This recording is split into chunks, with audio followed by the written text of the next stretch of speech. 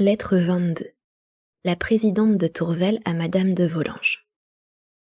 Vous serez sans doute bien aise, madame, de connaître un trait de monsieur de Valmont qui contraste beaucoup, ce me semble, avec tous ceux sous lesquels on vous l'a représenté. Il est si pénible de penser désavantageusement de qui que ce soit, si fâcheux de ne trouver que des vices chez ceux qui auraient toutes les qualités nécessaires pour faire aimer la vertu. Enfin, vous aimez tant à user d'indulgence que c'est vous obliger que de vous donner des motifs de revenir sur un jugement trop rigoureux. Monsieur de Valmont me paraît fondé à espérer cette faveur, je dirais presque cette justice. Et voici sur quoi je le pense. Il a fait ce matin une de ces courses qui pouvaient faire supposer quelques projets de sa part dans les environs, comme l'idée vous en était venue. Idée que je m'accuse d'avoir saisie peut-être avec trop de vivacité. Heureusement pour lui, et surtout heureusement pour nous, puisque cela nous sauve d'être injustes, un de mes gens devait aller du même côté que lui. Note de bas de page. Madame de Tourvel n'ose donc pas dire que c'était par son ordre.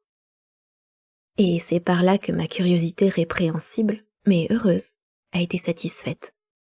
Il nous a rapporté que monsieur de Valmont, ayant trouvé au village de, quelque part, une malheureuse famille dont on vendait les meubles, faute d'avoir pu payer les impositions, non seulement s'était empressé d'acquitter la dette de ces pauvres gens, mais même leur avait donné une somme d'argent assez considérable. Mon domestique a été témoin de cette vertueuse action, et il m'a rapporté de plus que les paysans, causant entre eux et avec lui, avaient dit qu'un domestique qu'ils ont désigné, et que le mien croit être celui de monsieur de Valmont, avait pris hier des informations sur ceux des habitants du village qui pouvaient avoir besoin de secours. Si cela est ainsi, ce n'est même plus seulement une compassion passagère, et que l'occasion détermine, c'est le projet formé de faire du bien. C'est la sollicitude de la bienfaisance. C'est la plus belle vertu des plus belles âmes. Mais, soit hasard ou projet, c'est toujours une action honnête et louable, et dont le seul récit m'a attendri jusqu'aux larmes. J'ajouterai de plus, et toujours par justice, que quand je lui ai parlé de cette action de laquelle il ne disait mot, il a commencé par s'en défendre, et a eu l'air d'y mettre si peu de valeur lorsqu'il en est convenu, que sa modestie en doublait le mérite. À présent, dites-moi, ma respectable amie, si monsieur de Valmont est en effet un libertin sans retour. S'il n'est que cela et se conduit ainsi, que restera-t-il aux gens honnêtes? Quoi, les méchants partageraient-ils avec les bons le plaisir sacré de la bienfaisance? Dieu permettrait-il qu'une famille vertueuse reçût, de la main d'un scélérat, des secours dont elle rendrait grâce à sa divine providence? Et pourrait-il se plaire à entendre des bouches pures répandre leurs bénédictions sur un réprouvé? Non. J'aime mieux croire que des erreurs, pour être longues, ne sont pas éternelles. Et je ne puis penser que celui qui fait du bien soit l'ennemi de la vertu. Monsieur de Valmont n'est peut-être qu'un exemple de plus du danger des liaisons. Je m'arrête à cette idée qui me plaît. Si, d'une part, elle peut servir à le justifier dans votre esprit, de l'autre, elle me rend de plus en plus précieuse l'amitié tendre qui m'unit à vous pour la vie. J'ai l'honneur d'être, etc. PS, Madame de Rosemonde et moi, nous allons dans l'instant voir aussi l'honnête et malheureuse famille, et joindre nos secours tardifs à ceux de monsieur de Valmont. Nous le mènerons avec nous. Nous donnerons au moins à ces bonnes gens le plaisir de revoir leur bienfaiteur. C'est, je crois, tout ce qu'il nous a laissé à faire. De quelque part, ce 20 août 1700 et des patates. Lettre 23. Le vicomte de Valmont à la marquise de Merteuil. Nous en sommes restés à mon retour au château. Je reprends mon récit. Je n'eus que le temps de faire une courte toilette, et je me rendis au salon où ma belle faisait de la tapisserie, tandis que le curé du lieu lisait la gazette à ma vieille tante. J'allai m'asseoir auprès du métier. Des regards, plus doux encore que de coutume, et presque caressants, me firent bientôt deviner que le domestique avait déjà rendu compte de sa mission. En effet, mon aimable curieuse ne put garder plus longtemps le secret qu'elle m'avait dérobé. Et sans crainte d'interrompre un vénérable pasteur dont le débit ressemblait pourtant à celui d'un prône, J'ai bien ainsi ma nouvelle à débiter, dit-elle. Et tout de suite elle raconta mon aventure avec une exactitude qui faisait honneur à l'intelligence de son historien. Vous jugez comme je déployais toute ma modestie. Mais qui pourrait arrêter une femme qui fait, sans s'en douter, l'éloge de ce qu'elle aime? Je pris donc le parti de la laisser aller. On eût dit qu'elle prêchait le panégyrique d'un saint. Pendant ce temps, j'observais, non sans espoir, tout ce que promettait à l'amour son regard animé, son geste devenu plus libre, et surtout ce son de voix qui, par son altération déjà sensible, trahissait l'émotion de son âme. À peine elle finissait de parler. Venez, mon neveu, me dit madame de Rosemonde. Venez que je vous embrasse. Je sentis aussitôt que la jolie prêcheuse ne pourrait se défendre d'être embrassée à son tour. Cependant elle voulut fuir, mais elle fut bientôt dans mes bras et, loin d'avoir la force de résister, à peine lui restait-il celle de se soutenir. Plus j'observe cette femme, et plus elle me paraît désirable. Elle s'empressa de retourner à son métier et eut l'air, pour tout le monde, de recommencer sa tapisserie. Mais moi, je m'aperçus bien que sa main tremblante ne lui permettait pas de continuer son ouvrage. Après le dîner, les dames voulurent aller voir les infortunés que j'avais si pieusement secourus. Je les accompagnai. Je vous sauve l'ennui de cette seconde scène de reconnaissance et d'éloge. Mon cœur, pressé d'un souvenir délicieux, hâte le moment du retour au château. Pendant la route, ma belle présidente, plus rêveuse qu'à l'ordinaire, ne disait pas un mot, tout occupée de trouver les moyens de profiter de l'effet qu'avait produit l'événement du jour. Je gardais le même silence. Madame de Rosemonde seule parlait et n'obtenait de nous que des réponses courtes et rares. Nous dûmes l'ennuyer. J'en avais le projet et il réussit. Aussi, en descendant de voiture, elle passa dans son appartement et nous laissa tête à tête ma belle et moi, dans un salon mal éclairé, obscurité douce qui enhardit l'amour timide. Je n'eus pas la peine de diriger la conversation où je voulais la conduire. La ferveur de l'aimable prêcheuse me servit mieux que n'aurait pu faire mon adresse. Quand on est si digne de faire le bien, me dit-elle, en arrêtant sur moi son doux regard, comment passe-t-on sa vie à mal faire? Je ne mérite, lui répondis-je, ni cet éloge ni cette censure, et je ne conçois pas qu'avec autant d'esprit que vous en avez, vous n'ayez pas encore deviné. Dût ma confiance me nuire auprès de vous, vous en êtes trop digne pour qu'il me soit possible de vous la refuser.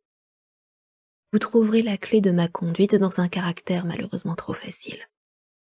Entouré de gens sans mœurs, j'ai imité leurs vices. J'ai peut-être mis de l'amour-propre à les surpasser. Séduit de même ici par l'exemple des vertus, sans espérer de vous atteindre, j'ai au moins essayé de vous suivre. Et peut-être l'action dont vous me louez aujourd'hui perdrait-elle tout son prix à vos yeux, si vous en connaissiez le véritable motif. Vous voyez, ma belle amie, combien j'étais près de la vérité. Ce n'est pas à moi, continuai-je, que ces malheureux ont dû mes secours. Où vous croyez voir une action louable, je ne cherchais qu'un moyen de plaire. Je n'étais, puisqu'il faut le dire, que le faible agent de la divinité que j'adore. Ici, elle voulut m'interrompre, mais je ne lui en donnai pas le temps. Dans ce moment même, ajoutai-je, mon secret ne m'échappe que par faiblesse. Je m'étais promis de vous le taire. Je me faisais un bonheur de rendre à vos vertus comme à vos appas un hommage pur que vous ignoreriez toujours. Mais, incapable de tromper, quand j'ai sous les yeux l'exemple de la candeur, je n'aurai point à me reprocher avec vous une dissimulation coupable. Ne croyez pas que je vous outrage par une criminelle espérance. Je serai malheureux, je le sais, mais mes souffrances me seront chères. Elles me prouveront l'excès de mon amour. C'est à vos pieds, c'est dans votre sein que je déposerai mes peines. J'y puiserai des forces pour souffrir de nouveau. J'y trouverai la bonté compatissante, et je me croirai consolée parce que vous m'aurez plaint. Ô vous que j'adore, écoutez-moi, plaignez-moi, secourez-moi. Cependant j'étais à ses genoux, et je serrai ses mains dans les miennes. Mais elle, les dégageant tout à coup et les croisant sur ses yeux avec l'expression du désespoir. Ah, malheureuse, s'écria-t-elle. Puis elle fondit en larmes. Par bonheur, je m'étais livrée à tel point que je pleurais aussi. Et reprenant ses mains, je les baignai de pleurs. Cette précaution était bien nécessaire car elle était si occupée de sa douleur qu'elle ne se serait pas aperçue de la mienne, si je n'avais pas trouvé ce moyen de l'en avertir. J'ai gagné de plus de considérer à loisir cette charmante figure, embellie encore par l'attrait puissant des larmes. Ma tête s'échauffait, mais j'étais si peu maître de moi que je fus tenté de profiter de ce moment. Quelle est donc notre faiblesse? Quel est l'empire des circonstances, si, moi-même oubliant mes projets, j'ai risqué de perdre par un triomphe prématuré le charme des longs combats et les détails d'une pénible défaite, si, séduit par un désir de jeune homme, j'ai pensé exposer le vainqueur de Madame de Tourvel à ne recueillir, pour fruit de ses travaux, que l'insipide avantage d'avoir eu une femme de plus.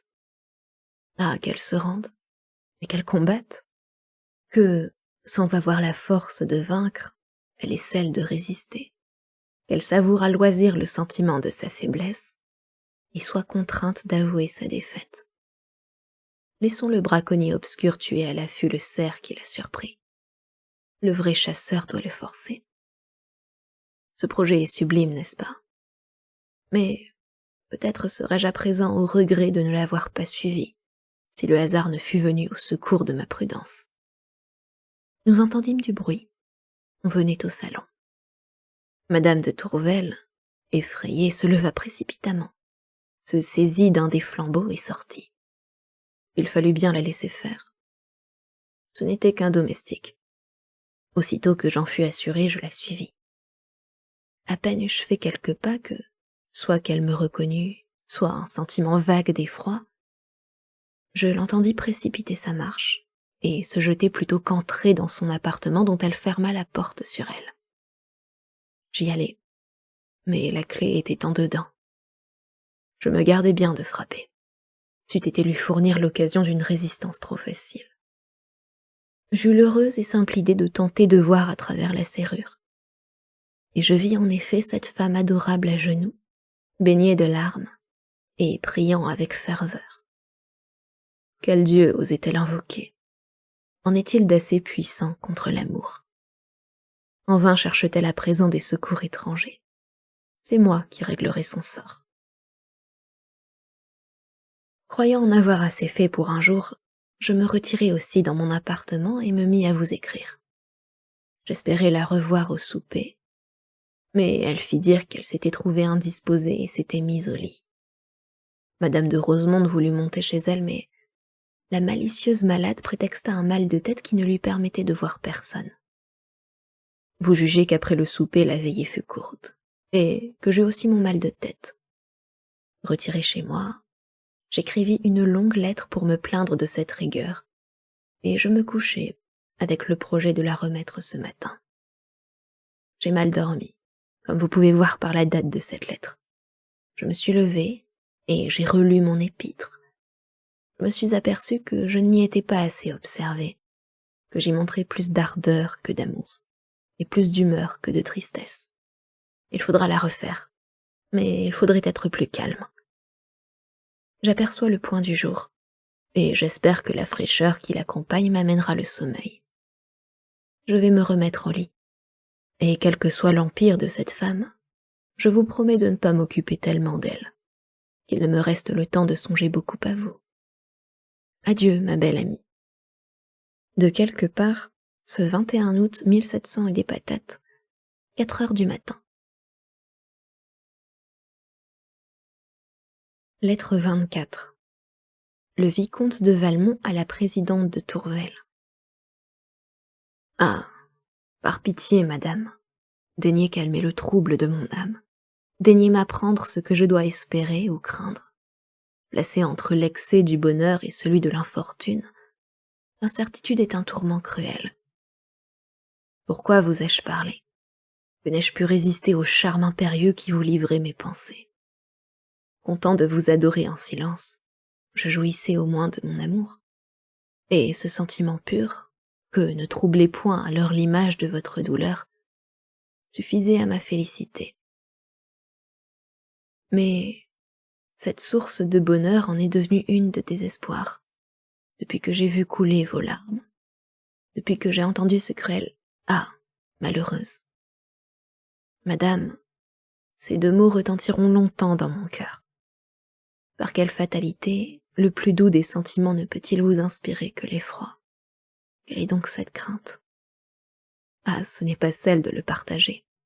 Votre cœur, que j'ai mal connu, n'est pas fait pour l'amour. Le mien, que vous calomniez sans cesse, est le seul qui soit sensible.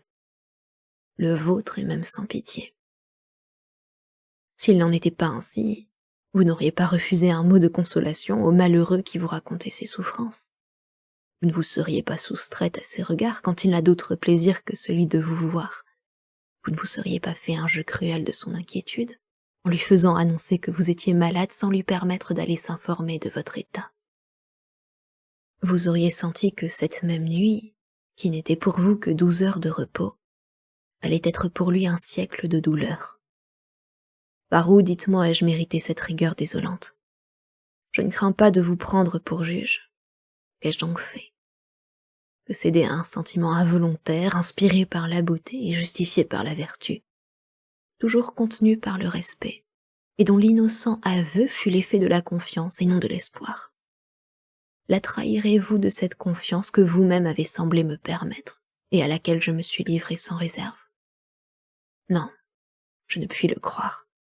Ce serait vous supposer un tort, et mon cœur se révolte à la seule idée de vous en trouver un. Je désavoue mes reproches. J'ai pu les écrire, mais non pas les penser. Ah, laissez-moi vous croire parfaite. C'est le seul plaisir qui me reste. Prouvez-moi que vous l'êtes en m'accordant vos soins généreux. Quel malheureux avez-vous secouru qui en eût autant besoin que moi? Ne m'abandonnez pas dans le délire où vous m'avez plongé. Prêtez-moi votre raison, puisque vous avez ravi la mienne. Après m'avoir corrigé, éclairez-moi pour finir votre ouvrage. Je ne veux pas vous tromper. Vous ne parviendrez point à vaincre mon amour. Mais vous m'apprendrez à le régler, en guidant mes démarches, en dictant mes discours. Vous me sauverez au moins du malheur affreux de vous déplaire. Dissipez surtout cette crainte désespérante. Dites-moi que vous me pardonnez, que vous me plaignez. Assurez-moi de votre indulgence. Vous n'aurez jamais toute celle que je vous désirerai, mais je réclame celle dont j'ai besoin. Me la refuserez-vous? Adieu, madame. Recevez avec bonté l'hommage de mes sentiments. Il ne nuit point à celui de mon respect. De quelque part, ce 20 août 1700 et des patates. Lettre 25.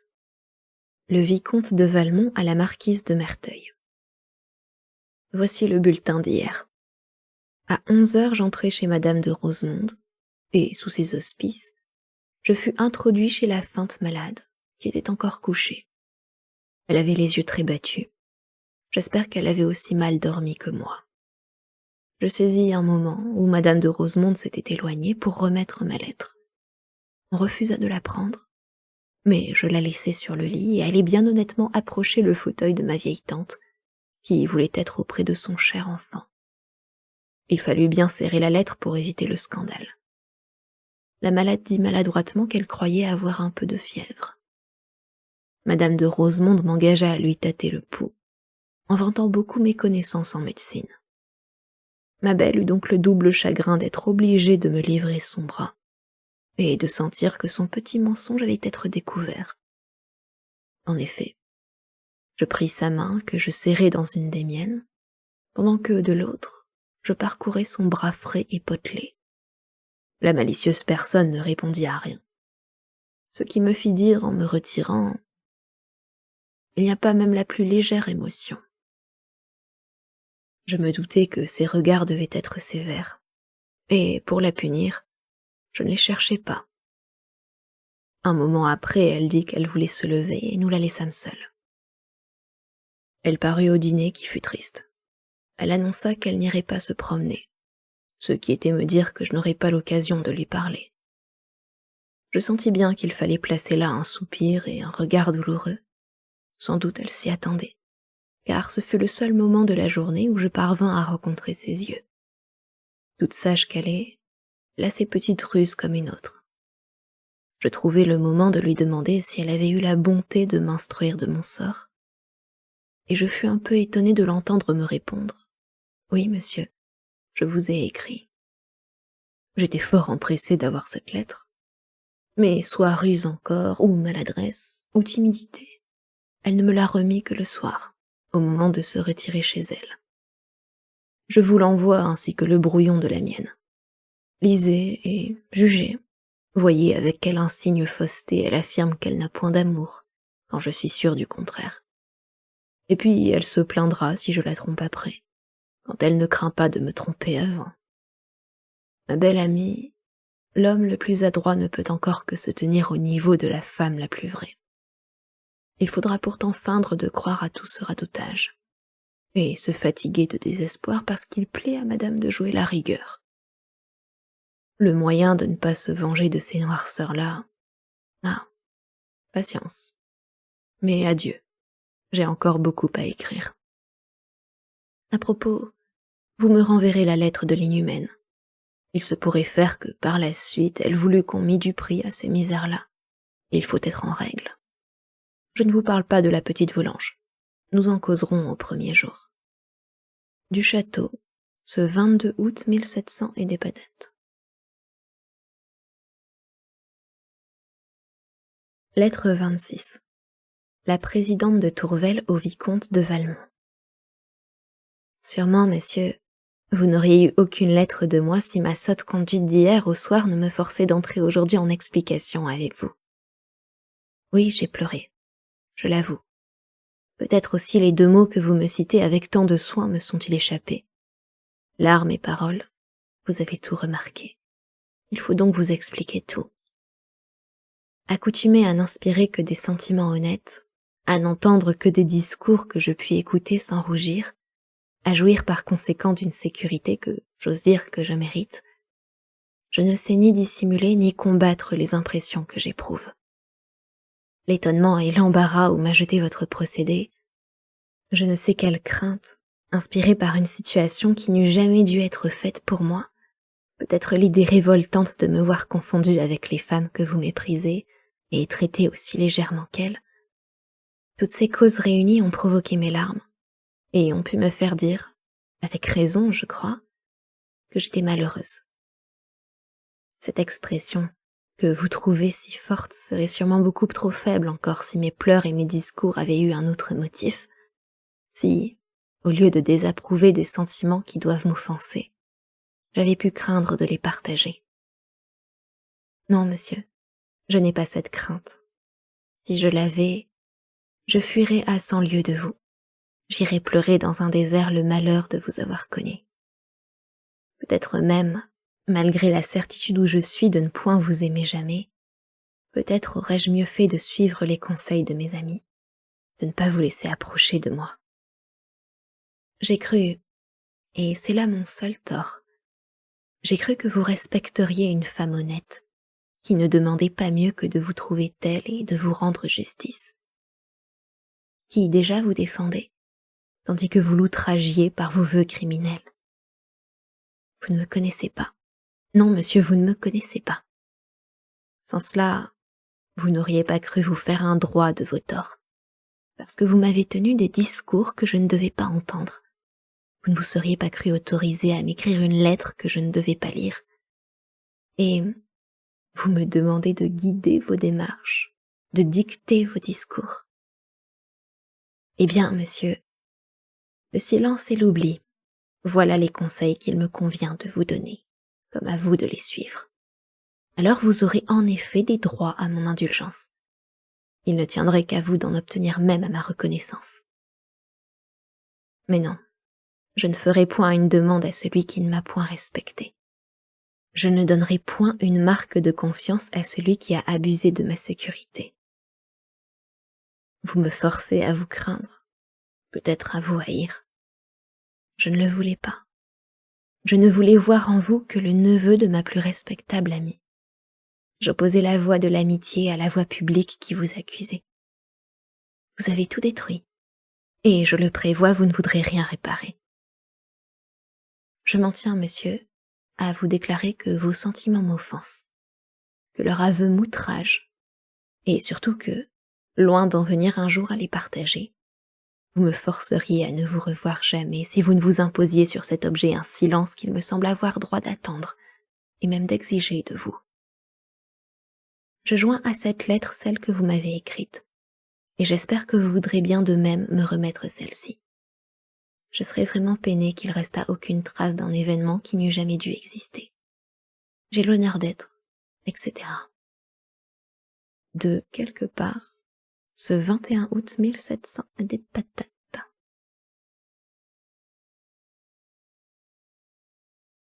Lettre 27. Cécile Volanges à la marquise de Merteuil. Mon Dieu, que vous êtes bonne, madame. Comme vous avez bien senti qu'il me serait plus facile de vous écrire que de vous parler. Aussi, c'est que ce que j'ai à vous dire est bien difficile. Mais vous êtes mon amie, n'est-il pas vrai? Ah, oui, ma bien bonne amie. Je vais tâcher de n'avoir pas peur. Et puis, j'ai tant besoin de vous, de vos conseils. J'ai bien du chagrin. Il me semble que tout le monde devine ce que je pense. Et surtout quand il est là, je rougis dès qu'on me regarde. Hier, quand vous m'avez vu pleurer, c'est que je voulais vous parler et puis je ne sais quoi m'en empêcher. Et quand vous m'avez demandé ce que j'avais, mes larmes sont venues malgré moi. Je n'aurais pas pu dire une parole. Sans vous, maman allait s'en apercevoir et qu'est-ce que je serais devenue? Voilà pourtant comme je passe ma vie, surtout depuis 4 jours. C'est ce jour-là, madame, oui, je vais vous le dire, c'est ce jour-là que monsieur le chevalier d'Ancenis m'a écrit. Oh, je vous assure que quand j'ai trouvé sa lettre, je ne savais pas du tout ce que c'était. Mais, pour ne pas mentir, je ne peux pas dire que je n'ai eu bien du plaisir en la lisant. Voyez-vous, j'aimerais mieux avoir du chagrin toute ma vie que s'il ne me l'eût pas écrite. Mais je savais bien que je ne devais pas le lui dire. Et je peux bien vous assurer même que je lui ai dit que j'en étais fâchée. Mais il dit que c'était plus fort que lui. Et je le crois bien. Car j'avais résolu de ne lui pas répondre. Et pourtant, je n'ai pas pu m'en empêcher. Oh, je ne lui ai écrit qu'une fois et même c'était en partie pour lui dire de ne plus m'écrire. Mais malgré cela, il m'écrit toujours. Et comme je ne lui réponds pas, je vois bien qu'il est triste et ça m'afflige encore davantage. Si bien que je ne sais plus que faire ni que devenir et que je suis bien à plaindre. Dites-moi, je vous en prie, madame, est-ce que ce serait bien mal de lui répondre de temps en temps? Seulement jusqu'à ce qu'il ait pu prendre sur lui de ne plus m'écrire lui-même et de rester comme nous étions avant. Car, pour moi, si cela continue, je ne sais pas ce que je deviendrai. Tenez, en lisant sa dernière lettre, j'ai pleuré que ça ne finissait pas. Et je suis bien sûre que si je ne lui réponds pas encore, ça nous fera bien de la peine. Je vais vous envoyer sa lettre aussi, ou bien une copie et vous jugerez. Vous verrez bien que ce n'est rien de mal qu'il demande. Cependant, si vous trouvez que ça ne se doit pas, je vous promets de m'en empêcher. Mais je crois que vous penserez comme moi que ce n'est pas là du mal. Pendant que j'y suis, madame, permettez-moi de vous faire encore une question.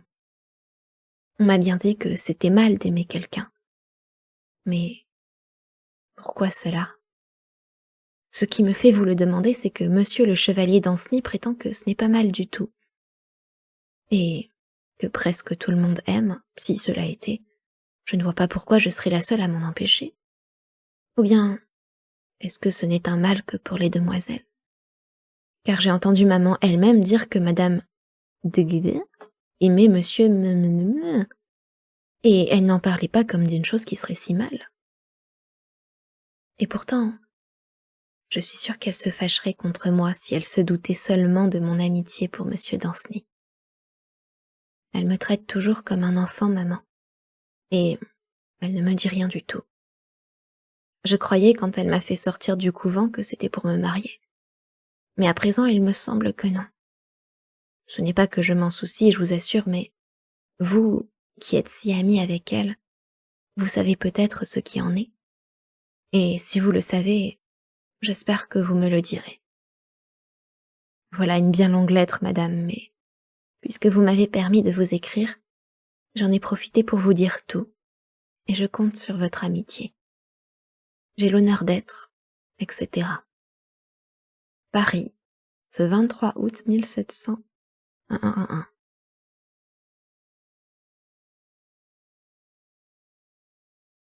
Lettre 28. Le chevalier Danceny à Cécile Volanges. Eh quoi, mademoiselle, vous refusez toujours de me répondre. Rien ne peut vous fléchir, et chaque jour emporte avec lui l'espoir qu'il avait amené. Quelle est donc cette amitié que vous consentez qui subsiste entre nous, si elle n'est pas même assez puissante pour vous rendre sensible à ma peine? Si elle vous laisse froide et tranquille, tandis que j'éprouve les tourments d'un feu que je ne puis éteindre, si, loin de vous inspirer de la confiance, elle ne suffit pas même à faire naître votre pitié. Quoi, votre ami souffre et vous ne faites rien pour le secourir. Il ne vous demande qu'un mot, et vous le lui refusez. Et vous voulez qu'il se contente d'un sentiment si faible dont vous craignez encore de lui réitérer les assurances. Vous ne voudriez pas être ingrate, disiez-vous hier.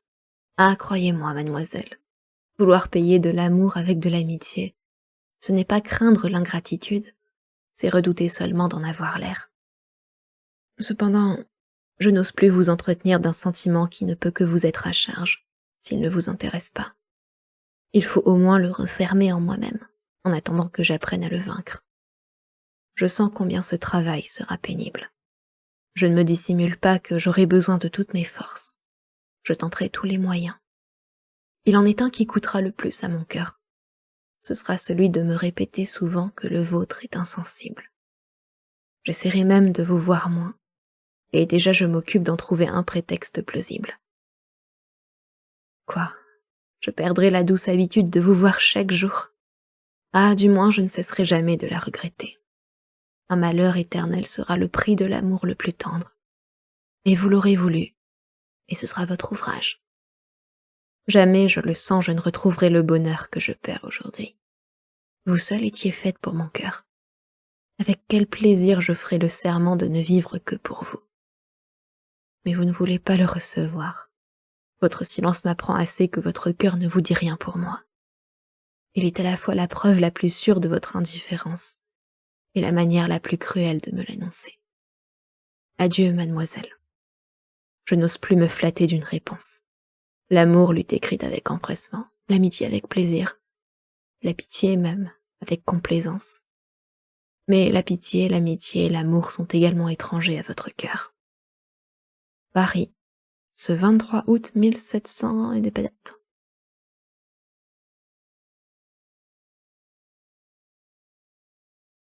Lettre 29. Cécile Volanges à Sophie Carnet. Je te le disais bien, Sophie, qu'il y avait des cas où on pouvait écrire. Et je t'assure que je me reproche bien d'avoir suivi ton avis, qui nous a tant fait de peine au chevalier Danceny et à moi. La preuve que j'avais raison, c'est que Madame de Merteuil, qui est une femme qui, sûrement le sait bien, a fini par penser comme moi.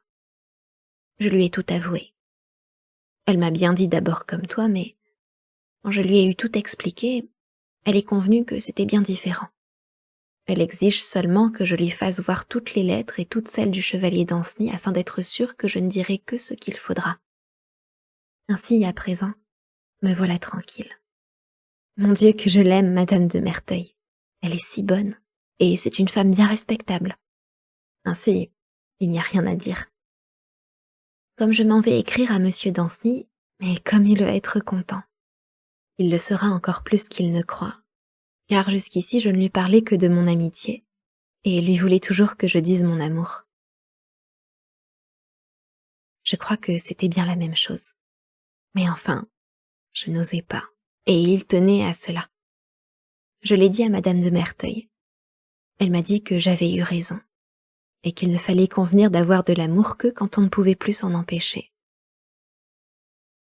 Or, je suis bien sûre que je ne pourrai pas m'en empêcher plus longtemps. Après tout, c'est la même chose, et cela lui plaira davantage. Madame de Merteuil m'a dit aussi qu'elle me prêterait des livres qui parlaient de tout cela, et qui m'apprendraient bien à me conduire et aussi à mieux écrire que je ne fais. Car vois-tu, elle me dit tous mes défauts, ce qui est une preuve qu'elle m'aime bien. Elle m'a recommandé seulement de ne rien dire à maman de ces livres-là parce que ça aurait l'air de trouver qu'elle a trop négligé mon éducation, et ça pourrait la fâcher. Oh, je ne lui en dirai rien. C'est pourtant bien extraordinaire qu'une femme qui ne m'est presque pas parente prenne plus de soin de moi que ma mère. C'est bien heureux pour moi de l'avoir connue.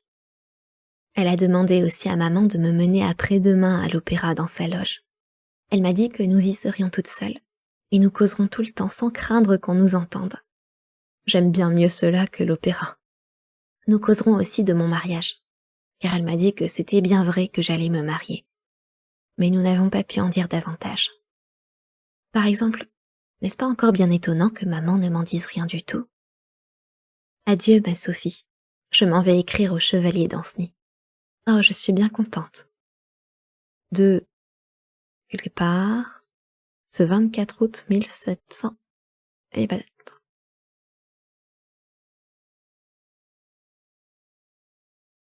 lettre 30. Cécile Volanges au chevalier d'Ancenis. Enfin, monsieur, je consens à vous écrire, à vous assurer de mon amitié, de mon amour, puisque sans cela vous seriez malheureux. Vous dites que je n'ai pas bon cœur. Je vous assure bien que vous vous trompez, et j'espère qu'à présent vous n'en doutez plus. Et vous avez du chagrin de ce que je ne vous écrivais pas. Croyez-vous que ça ne me faisait pas de la peine aussi? Mais c'est que, pour toute chose au monde, je ne voudrais pas faire quelque chose qui fût mal. Et même, je ne serais sûrement pas convenue de mon amour si j'avais pu m'en empêcher.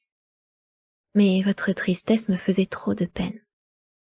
J'espère qu'à présent vous n'en aurez plus, et que nous allons être bien heureux.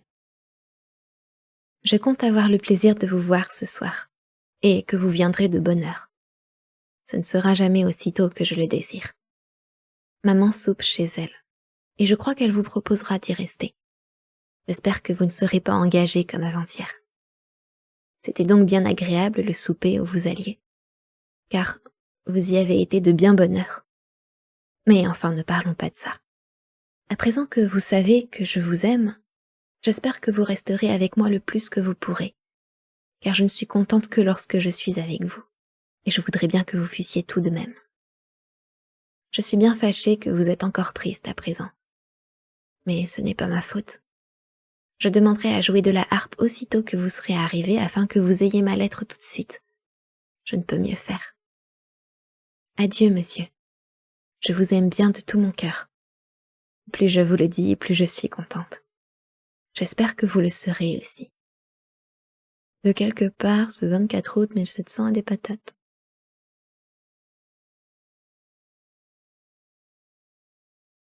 Lettre 31. Le chevalier d'Ancenis à Cécile Volanges. Oui, sans doute, nous serons heureux. Mon bonheur est bien sûr puisque je suis aimée de vous. Le vôtre ne finira jamais s'il doit durer autant que l'amour que vous m'avez inspiré. Quoi, vous m'aimez? Vous ne craignez plus de m'assurer de votre amour? Plus vous me le dites et plus vous êtes contente. Après avoir lu ce charmant « Je vous aime » écrit de votre main, j'ai entendu votre belle bouche m'en répéter l'aveu. J'ai vu se fixer sur moi ces yeux charmants qu'embellissait encore l'expression de la tendresse. J'ai reçu vos serments de vivre toujours pour moi. Ah, recevez les miens de consacrer ma vie entière à votre bonheur. Recevez-le et soyez sûr que je ne le trahirai pas. Quelle heureuse journée nous avons passée hier. Ah, pourquoi madame de Merteuil n'a-t-elle pas tous les jours des secrets à dire à votre maman? Pourquoi faut-il que l'idée de la contrainte qui nous attend vienne se mêler aux souvenirs délicieux qui m'occupent? Pourquoi ne puis-je sans cesse tenir cette jolie main qui m'a écrit « Je vous aime » la couvrir de baisers, et me venger ainsi du refus que vous m'avez fait d'une faveur plus grande. Dites-moi, ma Cécile, quand votre maman a été rentrée, quand nous avons été forcés par sa présence de n'avoir plus l'un pour l'autre que des regards indifférents, quand vous ne pouviez plus me consoler par l'assurance de votre amour du refus que vous faisiez de m'en donner des preuves, n'avez-vous donc senti aucun regret? Ne vous êtes-vous pas dit « Un baiser le rendit plus heureux, et c'est moi qui lui ai ravi ce bonheur ». Promettez-moi, mon aimable ami, qu'à la première occasion vous serez moins sévère. À l'aide de cette promesse, je trouverai du courage pour supporter les contrariétés que les circonstances nous préparent, et les privations cruelles seront au moins adoucies par la certitude que vous en partagez le secret. Adieu, ma charmante Cécile. Voici l'heure où je dois me rendre chez vous. Il me serait impossible de vous quitter si ce n'était pour aller vous revoir. Adieu, vous que j'aime tant, vous que j'aimerai toujours davantage. De quelque part ce 25 août 1700 et des patates.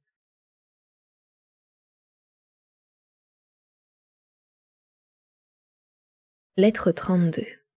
Madame de Volanges à la présidente de Tourvel. Vous voulez donc, madame, que je croie à la vertu de monsieur de Valmont. J'avoue que je ne puis m'y résoudre, et que j'aurai autant de peine à le juger honnête d'après le seul fait que vous me racontez, qu'à croire vicieux un homme de bien reconnu, dont j'apprendrai une faute. L'humanité n'est parfaite dans aucun genre, pas plus dans le mal que dans le bien. Le scélérat a ses vertus, comme l'honnête homme a ses faiblesses.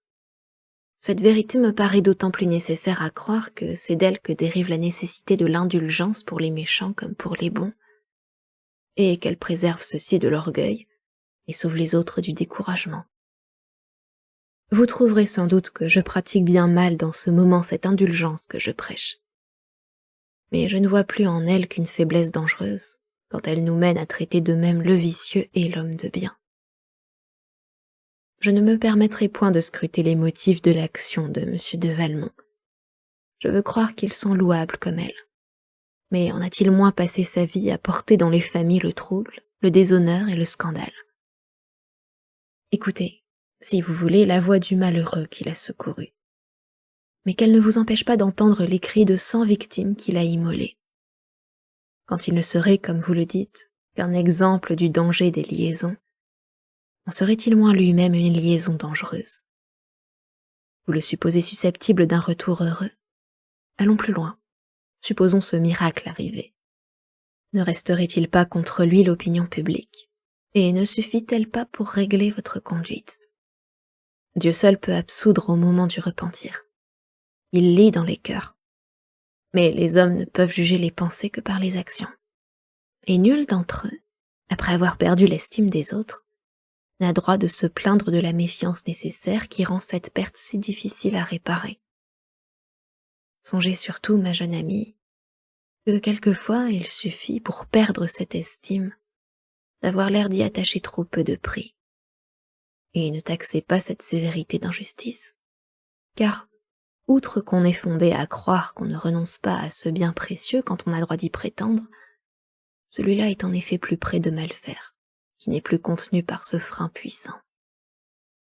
Tel serait cependant l'aspect sous lequel vous montrerez une liaison intime avec M. de Valmont, quelque innocente qu'elle pût être. Effrayé de la chaleur avec laquelle vous le défendez, je me hâte de prévenir les objections que je prévois. Vous me citerez madame de Merteuil, à qui on a pardonné cette liaison.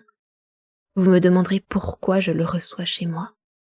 Vous me direz que, loin d'être rejeté par les gens honnêtes, il est admis, recherché même dans ce qu'on appelle la bonne compagnie. Je peux, je crois, répondre à tout. D'abord, madame de Merteuil, en effet très estimable, n'a peut-être d'autre défaut que trop de confiance en ses forces. C'est un guide adroit qui se plaît à conduire un char entre les rochers et les précipices, et que le succès seul justifie. Il est juste de la louer. Il serait imprudent de la suivre. Elle-même en convient et s'en accuse. À mesure qu'elle a vu davantage, ses principes sont devenus plus sévères, et je ne crains pas de vous assurer qu'elle penserait comme moi. Quant à ce qui me regarde, je ne me justifierai pas plus que les autres. Sans doute, je reçois monsieur de Valmont, et il est reçu partout. C'est une inconséquence de plus à ajouter à 1000 autres qui gouvernent la société. Vous savez, comme moi, qu'on passe sa vie à les remarquer, à s'en plaindre et à s'y livrer. Monsieur de Valmont, avec un beau nom, une grande fortune, beaucoup de qualités aimables, a reconnu de bonne heure que pour avoir l'empire dans la société, il suffisait de manier avec une égale adresse la louange et le ridicule. Nul ne possède comme lui ce double talent. Il séduit avec l'un et se fait craindre avec l'autre. On ne l'estime pas, mais on le flatte. Telle est son existence au milieu d'un monde qui, plus prudent que courageux, aime mieux le ménager que le combattre. Mais ni Madame de Merteuil elle-même, ni aucune autre femme n'oserait sans doute aller s'enfermer à la campagne, presque en tête-à-tête avec un tel homme. Il était réservé à la plus sage, à la plus modeste d'entre elles de donner l'exemple de cette inconséquence. Pardonnez-moi ce mot, il échappe à l'amitié. Ma belle amie, votre honnêteté même vous trahit par la sécurité qu'elle vous inspire. Songez donc que vous aurez pour juge d'une part des gens frivoles, qui ne croiront pas à une vertu dont ils ne trouvent pas le modèle chez eux, et de l'autre, des méchants qui feindront de n'y pas croire pour vous punir de l'avoir eu. Considérez que vous faites, dans ce moment, ce que quelques hommes n'oseraient pas risquer. En effet, parmi les jeunes gens, dont M. de Valmont ne s'est que trop rendu l'oracle, je vois les plus sages craindre de paraître liés trop intimement avec lui, et vous ne le craignez pas. Ah, revenez, revenez, je vous en conjure. Si mes raisons ne suffisent pas pour vous persuader, cédez à mon amitié. C'est elle qui me fait renouveler mes instances. C'est à elle à les justifier. Vous la trouverez sévère et je désire qu'elle soit inutile. Mais j'aime mieux que vous ayez à vous plaindre de sa sollicitude que de sa négligence. De quelque part, ce 24 août 1700. Des padates.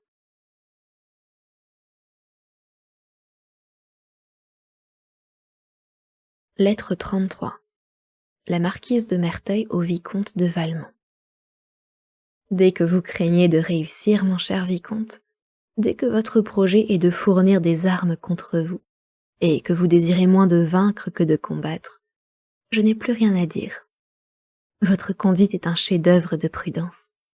Elle en serait un de sottise dans la supposition contraire. Et pour vous parler vrai, je crains que vous ne vous fassiez illusion. Ce que je vous reproche n'est pas de n'avoir point profité du moment. D'une part, je ne vois pas clairement qu'il fût venu. De l'autre, je sais assez, quoi qu'on en dise, qu'une occasion manquée se retrouve, tandis qu'on ne revient jamais d'une démarche précipitée. Mais la véritable école est de vous être laissé aller à écrire. Je vous défie à présent de prévoir où ceci peut vous mener. Par hasard, espérez-vous prouver à cette femme qu'elle doit se rendre? Il me semble que ce ne peut être là qu'une vérité de sentiment et non de démonstration, et que pour la faire recevoir, il s'agit d'attendrir et non de raisonner. Mais à quoi vous servirait d'attendrir par lettres puisque vous ne seriez pas là pour en profiter? Quand vos belles phrases produiraient l'ivresse de l'amour, vous flattez-vous qu'elles soient assez longues pour que la réflexion n'ait pas le temps d'en empêcher l'aveu? Songez donc à celui qu'il faut pour écrire une lettre, à celui qui se passe avant qu'on la remette. Et voyez si surtout une femme à principe comme votre dévote peut vouloir si longtemps ce qu'elle tâche de ne vouloir jamais. Cette marche peut réussir avec les enfants, qui, quand ils écrivent « je vous aime », ne savent pas qu'ils disent « je me rends ». Mais la vertu raisonneuse de Madame de Tourvel me paraît fort bien connaître la valeur des termes. Aussi, malgré l'avantage que vous aviez pris sur elle dans votre conversation, elle vous bat dans sa lettre. Et puis, savez-vous ce qui arrive? Par cela seul qu'on dispute, on ne veut pas céder. À force de chercher de bonnes raisons, on en trouve. On les dit, et après on y tient, non pas tant parce qu'elles sont bonnes que pour ne pas se démentir. De plus, une remarque que je m'étonne que vous n'ayez pas faite, c'est qu'il n'y a rien de si difficile en amour que d'écrire ce qu'on ne sent pas. Je dis écrire d'une façon vraisemblable. Ce n'est pas qu'on ne se serve des mêmes mots, mais on ne les arrange pas de même, ou plutôt, on les arrange et cela suffit. Relisez votre lettre. Il y règne un ordre qui vous décèle à chaque phrase. Je veux croire que votre présidente est assez peu formée pour ne s'en pas apercevoir. Mais qu'importe, l'effet n'en est pas moins manqué. C'est le défaut des romans. L'auteur se bat les flancs pour s'échauffer et le lecteur reste froid. Héloïse est le seul qu'on en puisse accepter. Et malgré le talent de l'auteur, cette observation m'a toujours fait croire que le fond en était vrai. Il n'en est pas de même en parlant. L'habitude de travailler son organe y donne de la sensibilité. La facilité des larmes y ajoute encore. L'expression du désir se confond dans les yeux avec celle de la tendresse. Enfin, le discours moins suivi amène plus aisément cet air de trouble et de désordre, et la véritable éloquence de l'amour. Et surtout, la présence de l'objet aimé empêche la réflexion et nous fait désirer d'être vaincus. Croyez-moi, vicomte, on vous demande de ne plus écrire. Profitez-en pour réparer votre faute et attendez l'occasion de parler. Savez-vous que cette femme a plus de force que je ne croyais? Sa défense est bonne, et sans la longueur de sa lettre et le prétexte qu'elle vous donne pour rentrer en matière dans sa phrase de reconnaissance, elle ne se serait pas du tout trahie. Ce qui me paraît encore devoir vous rassurer sur le succès, c'est qu'elle use trop de force à la fois. Je prévois qu'elle les épuisera pour la défense du mot et qu'il ne lui en restera plus pour celle de la chose. Je vous renvoie à vos 2 lettres. Et si vous êtes prudent, ce seront les dernières jusqu'après l'heureux moment. S'il était moins tard, je vous parlerai de la petite Volange qui avance assez vite et dont je suis fort contente. Je crois que j'aurai fini avant vous. Et vous devez en être bien heureux. Adieu pour aujourd'hui. De quelque part, ce 24 août 1700...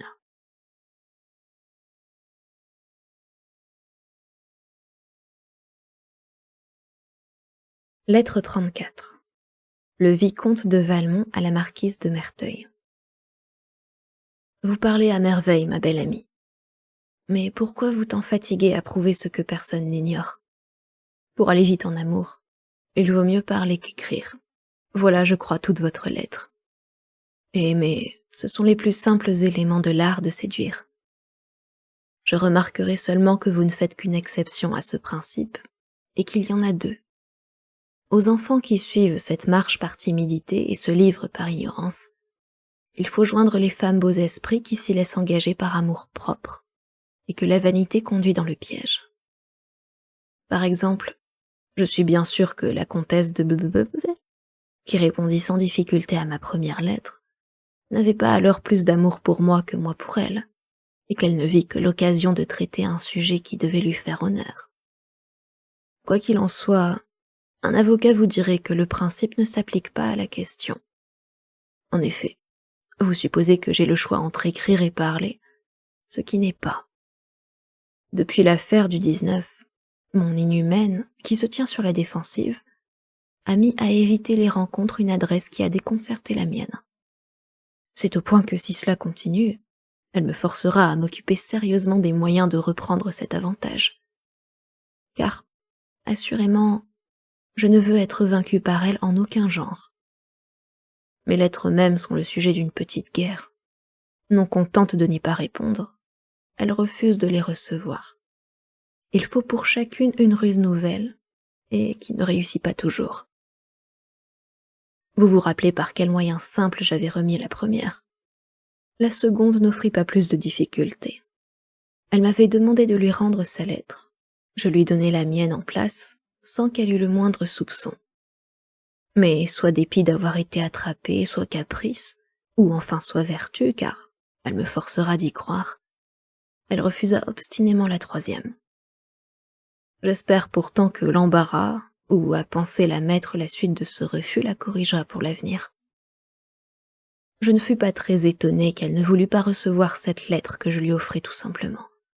C'eût été déjà accordé quelque chose, et je m'attends à une plus longue défense. Après cette tentative, qui n'était qu'un essai fait en passant, je mis une enveloppe à ma lettre, et prenant le moment de la toilette, où madame de Rosemonde et la femme de chambre étaient présentes, je la lui envoyai par mon chasseur, avec ordre de lui dire que c'était le papier qu'elle m'avait demandé.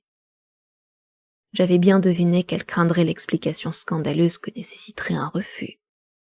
En effet, elle prit la lettre, et mon ambassadeur, qui avait ordre d'observer sa figure, et qui ne voit pas mal, n'aperçut qu'une légère rougeur et plus d'embarras que de colère.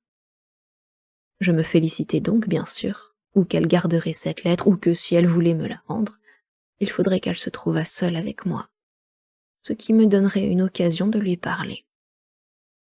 Environ 1 heure après, un de ces gens entre dans ma chambre et me remet, de la part de sa maîtresse, un paquet d'une autre forme que le mien, et sur l'enveloppe duquel je reconnais l'écriture tant désirée. J'ouvre avec précipitation. C'était ma lettre elle-même, non décachetée et pliée seulement en 2. Je soupçonne que la crainte que je ne fusse moins scrupuleux qu'elle sur le scandale lui a fait employer cette ruse diabolique. Vous me connaissez. Je n'ai pas besoin de vous peindre ma fureur. Il fallut pourtant reprendre son sang-froid et chercher de nouveaux moyens. Voici le seul que je trouvai. On va d'ici tous les matins chercher les lettres à la poste, qui est à environ 3/4 de lieue. On se sert, pour cet objet, d'une boîte couverte à peu près comme un tronc, dont le maître de la poste a une clé et madame de Rosemonde l'autre.